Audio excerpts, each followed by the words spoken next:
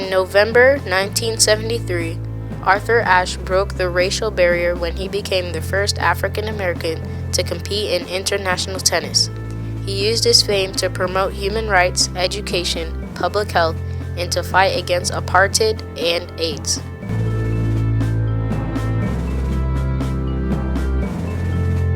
Arthur Robert Ashe was born on July 10, 1943, in Richmond, Virginia. His mom died when he was only 6 years old.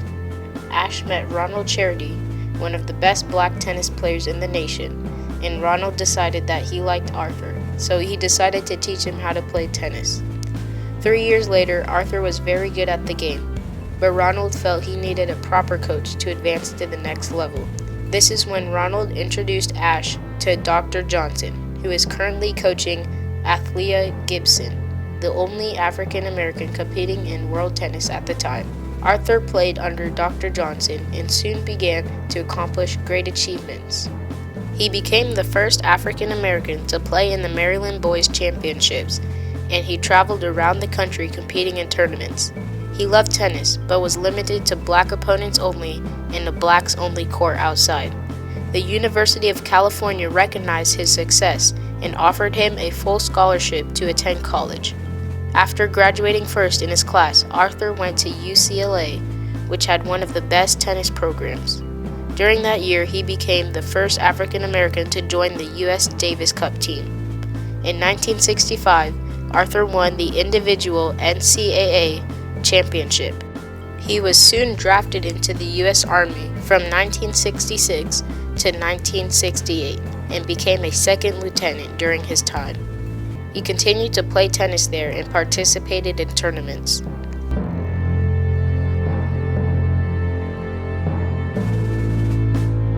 When Ashe returned from the Army, he co-founded the National Junior Tennis League with Charlie Pissarro. The program invited kids to play tennis. Arthur Ashe went professional in 1969 and tried to apply for a visa to travel to South Africa to play in the South African Open.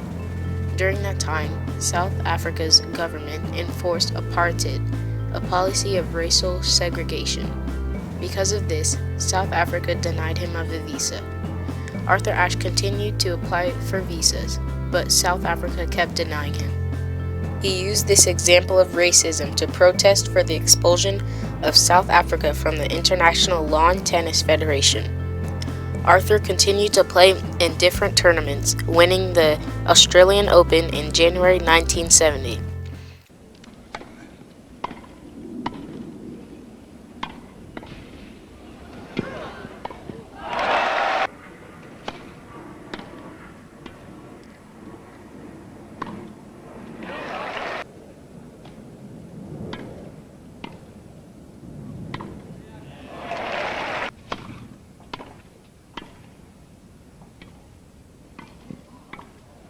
Well played.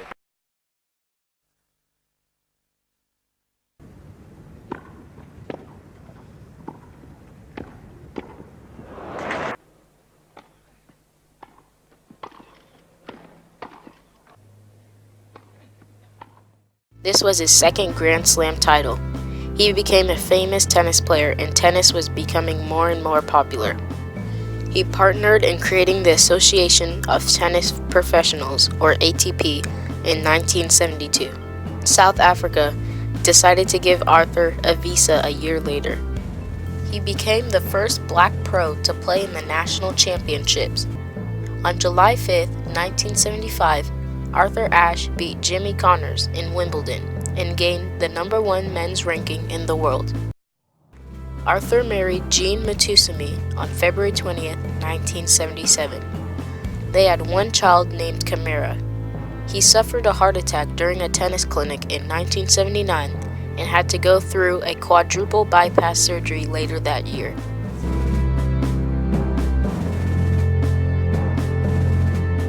He continued to suffer chest pains throughout 1980 and decided to retire from tennis. On June 21, 1983, Arthur Ashe went through a double bypass heart surgery. During this year, he founded Athletes Against Apartheid with Harry Belafonte, who was a singer and an activist. He also founded the Arthur Ashe Institute for Urban Health to help address issues of inadequate healthcare delivery to urban minority populations. Ashe wrote many books after he retired from tennis, like A Hard Road to Glory and Arthur Ashe on Tennis. Arthur Ashe learned that he had contracted AIDS via blood transfusion. His friend Doug Smith, who is a reporter from USA Today, learned that Ashe had AIDS, and his editor wanted to run a story about it. Ashe felt angry that he was put into a position of having to lie to protect his privacy. He thought that going public would compromise his family's lives and take away time from his activist work. Ashe announced he had AIDS in a nationally televised press conference at the offices of HBO. Shortly after this event, he founded the Arthur Ashe Foundation for the Defeat of AIDS, which raised money for research into treating, curing, and preventing AIDS. I have known, of course, that I have AIDS since September 1988 and lived a relatively free life with very few opportunistic infections until just recently.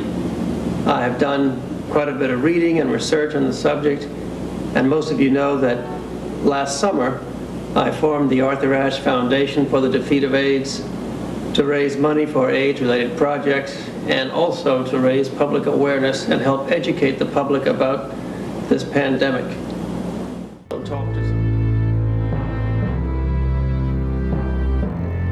Arthur Ashe inspired many people, especially Black people, showing them that you can do anything. He impacted society by protesting and founding federations and foundations. He helped kids build character through tennis with the National Junior Tennis League. Even Serena Williams, one of the most famous tennis champions today, considers Arthur Ashe as one of her biggest heroes. I have an opportunity to be here because of him. It motivated me reading stories about how Arthur wasn't allowed to play when he was young. Because of what he went through, I have the opportunity to be the best that I can be.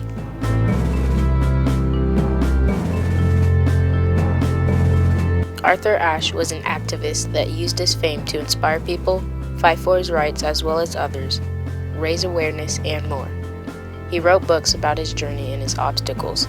Sadly, Arthur Ashe died from pneumonia on February 6, 1993, at 48 years old. If he had still been alive today, we would see more changes in society and sports altogether.